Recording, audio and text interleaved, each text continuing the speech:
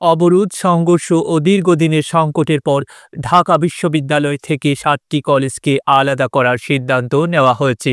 সোমবার ২৭ জানুয়ারি ৭ কলেজের অধ্যক্ষদের সঙ্গে ঢাকা বিশ্ববিদ্যালয়ের উপাচার্যের বৈঠকে এ সিদ্ধান্ত নেওয়া হয়। বৈঠক শেষে প্রেস ব্রিফিংয়ে ঢাকা বিশ্ববিদ্যালয়ের উপাচার্য অধ্যাপক নিয়াজ আহমদ খান বলেন, ঢাকা বিশ্ববিদ্যালয়ের অধিভুক্ত ৭ কলেজের সাথে সম্মানজনক সেপারেশনের সিদ্ধান্ত নিয়েছে ঢাকা বিশ্ববিদ্যালয়। এর অংশ হিসেবে ২০২৪-২৫ সেশন অর্থাৎ চলতি বছর থেকেই ঢাকা বিশ্ববিদ্যালয়ের অধীনে ৭ কলেজের শিক্ষার্থী ভর্তির কার্যক্রম বন্ধ হচ্ছে। কলেজ ৭টি হচ্ছে: ঢাকা কলেজ, ইডেন মহিলা কলেজ, বেগম বদরুন্নেসা সরকারি মহিলা কলেজ, কবি নজরুল সরকারি college, Shaheed Suhrawardy college, Mirpur Bangla college এবং সরকারি তিতুমীর কলেজ।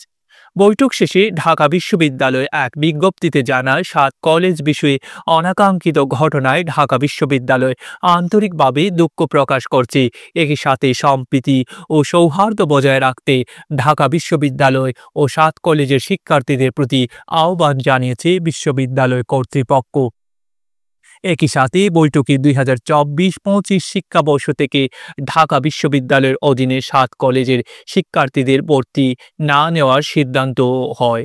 পরবর্তীতে ওই ৭ কলেজের শিক্ষা কার্যক্রম শিক্ষা মন্ত্রণালয় কর্তৃক বিশেষজ্ঞ কমিটির মাধ্যমে পরিচালনারও সুপারিশ করা হয় সোমবারের সভায়।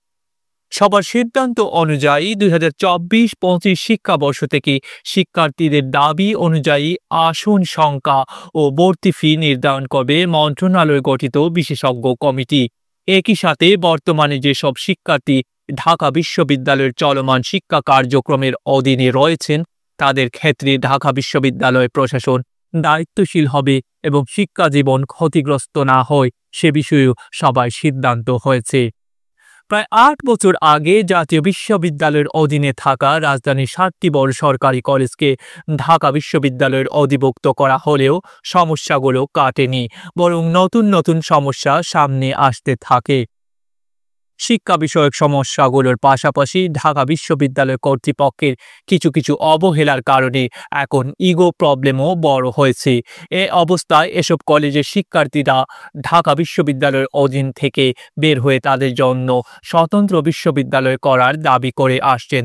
তবে তারা স্পষ্ট করে বলছেন, কোনোভাবেই আগের মতো জাতীয় বিশ্ববিদ্যালয়ের অধীনে তারা যাবেন না। আলাদা করা হলেও এসব কলেজ আলাদা বিশ্ববিদ্যালয়ে পরিণত হবে কিনা অথবা কোন বিশ্ববিদ্যালয়ের অধীনে থাকবে সেসব বিষয় পরিষ্কার করা হয়নি। নানা দাবিতে অধিভুক্ত ৭ কলেজের শিক্ষার্থীদের আন্দোলনে নামার ঘটনা কয়েক বছর ধরেই চলছে।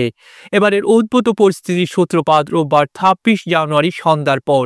ওই দিন সন্ধ্যার পর ৫ দাবিতে রাজধানীর শাহবাগ, সায়েন্স ল্যাব ও টেকনিক্যাল মোড় অবরোধ করে বিক্ষোভ করেন অধিভুক্ত ৭ কলেজের শিক্ষার্থীরা। তাদের ভাষ্য, দাবি দাওয়া জানাতে তারা ঢাকা বিশ্ববিদ্যালয়ের উপাচার্য শিক্ষা অধ্যাপক মামুন আহমদের কাছে গিয়েছিলেন, কিন্তু উপাচার্য তাদের অপমান করেছেন।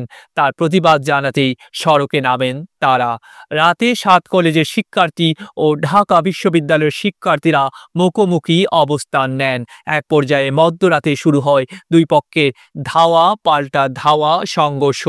এমন পরিস্থিতিতে সোমবার দুপুরে জরুরি সভায় বসে ঢাকা বিশ্ববিদ্যালয় প্রশাসন ও ৭ কলেজের অধ্যক্ষরা।